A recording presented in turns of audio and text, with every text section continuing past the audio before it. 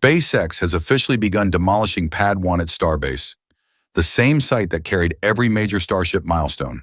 This isn't just maintenance, it's a full-scale rebuild to prepare for the new V3 generation. Shorter chopsticks, new flame trench, upgraded tank farm, all engineered for one goal: to catch the first returning Starship as early as 2026. A bold move toward reusable spaceflight's next chapter. Let's dive right in.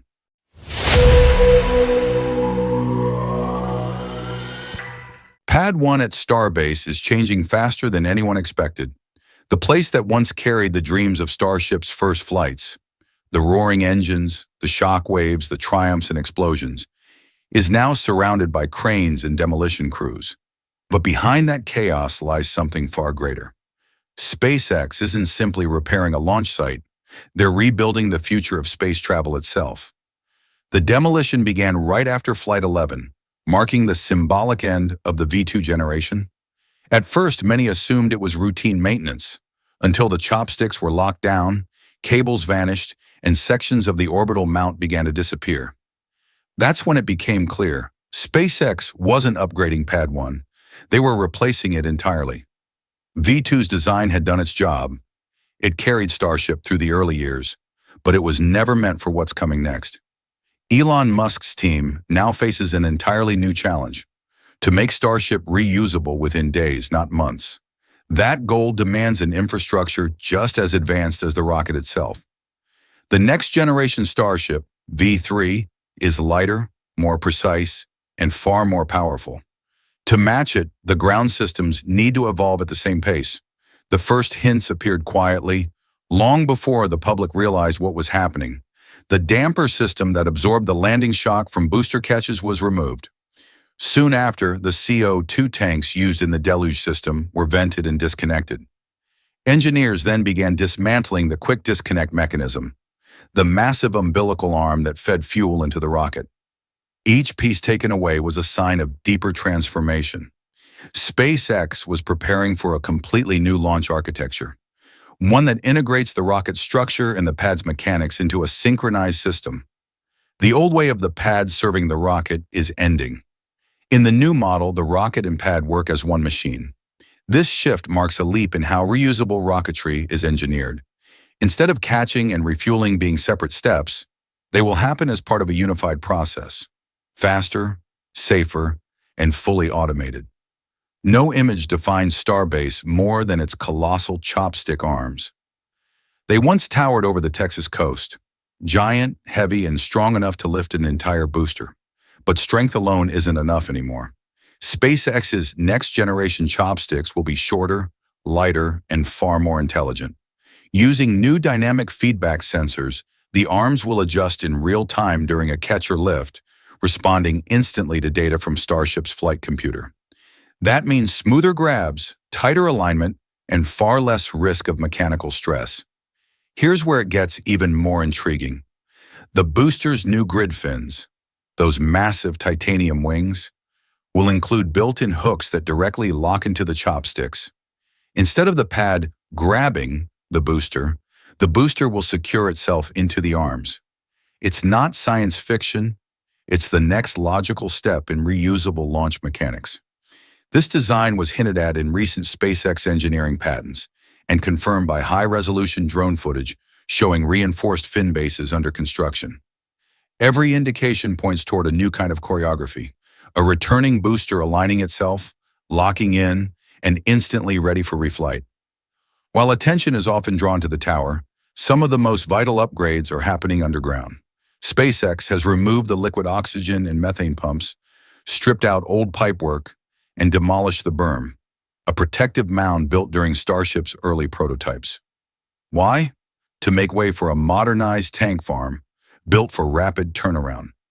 New cryogenic storage units are being added, each equipped with smart pressure regulators and insulated pipelines that minimize fuel loss. With this system, SpaceX can fuel a Starship in nearly half the time it once took, a crucial improvement for high-frequency operations. And instead of discarding the old equipment, engineers are refurbishing and redeploying it at Cape Canaveral. Nothing goes to waste. Everything serves the larger system, This recycling-first approach cuts costs while maintaining reliability, a principle that defines SpaceX's industrial mindset. For years, Elon Musk resisted the idea of building a flame trench.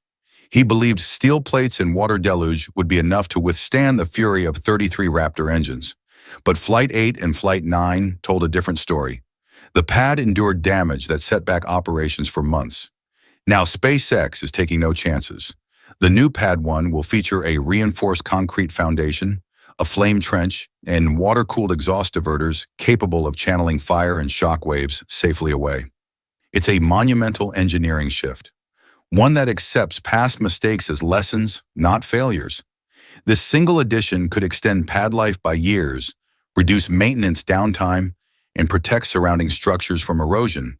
It's progress through humility, and it shows that even SpaceX, known for bold risks, knows when to adapt. Many observers ask, if Pad 2 is already operational, why rush to rebuild Pad 1? The answer is simple: preparation for the first full catch event in early 2026. NASA's Artemis timelines, combined with SpaceX's internal goals, require at least one pad fully optimized for catch and relaunch operations by that date. Pad 1 is being positioned as that site. Its entire rebuild, from chopsticks to tank farm, is centered on one purpose: to catch a booster and ship, refuel them, and relaunch within a matter of days. This strategy hints at something even bigger: dual pad operations. One pad for launch, one pad for recovery. If successful, SpaceX could maintain near-continuous Starship activity, a rhythm once considered impossible in orbital-class rocketry. Imagine, not visually but practically, a Starship landing while another prepares to lift off. That's not spectacle. That's logistics, efficiency, and long-term sustainability. Meanwhile, across the Gulf of Mexico, LC-39A at Cape Canaveral is undergoing its own transformation. The site that once launched Apollo and Falcon Heavy now hosts a Starship tower, with its flame trench and orbital mount nearly complete. Reports suggest Florida's pad might even outpace Starbase in readiness by mid-next year. This rivalry is healthy and deliberate. SpaceX is effectively racing itself. By keeping two launch complexes competing for readiness, the company accelerates innovation, ensures redundancy, and spreads risk. But the deeper story lies in symbolism. Pad 1 represents the birthplace of Starship, raw, experimental, built from trial and error. LC-39A embodies heritage and precision, forged in decades of NASA legacy. Which one will catch the first Starship? The answer will mark a new chapter in human spaceflight, and the debate itself keeps the community alive with speculation and passion. It's the kind of internal competition that turns engineering into history. While Pad 1's upgrades dominate headlines, the true engineering mountain still looms. Orbital refueling. This is Starship's final boss. The one system that must work flawlessly for Moon and Mars missions to become real. Refueling in orbit requires docking two massive spacecraft, stabilizing them, and transferring cryogenic propellants in zero gravity. It's a nightmare of fluid dynamics, temperature control, and motion synchronization. Many experts outside SpaceX believe it's the hardest problem they've ever attempted, but Musk and Shotwell remain confident. They often compare it to the Dragon spacecraft's automated ISS dockings, which once seemed impossible, yet are now routine. If SpaceX can replicate that level of precision at a much larger scale, refueling could become as standard as stage separation. Pad 1's new fueling and pressure systems are being designed with this goal in mind. In other words, every weld, every cable, every tank built on Earth is a training ground for what SpaceX intends to do in orbit. The technology developed here will be mirrored above the atmosphere, a perfect example of iterative design extending beyond gravity. To the untrained eye, tearing down a functional pad looks destructive. But to SpaceX, demolition is part of progress. They don't wait for perfection. They build, break, and rebuild better. This philosophy is what turned Falcon 9 from a risky prototype into the world's most reliable rocket. By dismantling Pad 1, SpaceX isn't erasing history. They're upgrading it. Every piece of steel that falls represents a lesson learned, a mistake corrected, and a new system being born. It's a cycle of relentless evolution, one that no other aerospace company on Earth can match in speed or scale. And that's what makes this transformation worth watching. Because when the dust clears, Pad 1 won't just be a launch site, it will be the first node in a global network of Starship hubs, each capable of supporting multiple flights per week. That's not just a milestone for SpaceX, it's a revolution for humanity's access to space. Today, the sound of construction echoes across Starbase. Welders replace engines. Cranes lift sections of steel.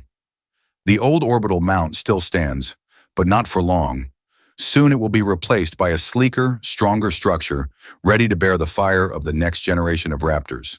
By mid-2025, the new chopsticks will return. By late 2025, full system testing could begin. And if all goes to plan, by early 2026, SpaceX will attempt one of the most ambitious engineering feats in modern history, catching a falling Starship from the sky. That single moment will mark not just another milestone, but proof that humanity can truly master full-scale rocket reusability. And it all starts here, with the demolition of Pad 1. And that's the real reason SpaceX is tearing down Pad 1. Not to erase history, but to build the next chapter of it. This massive rebuild marks the shift from experimental rockets to true reusability, where Starship can launch, land, and fly again within days.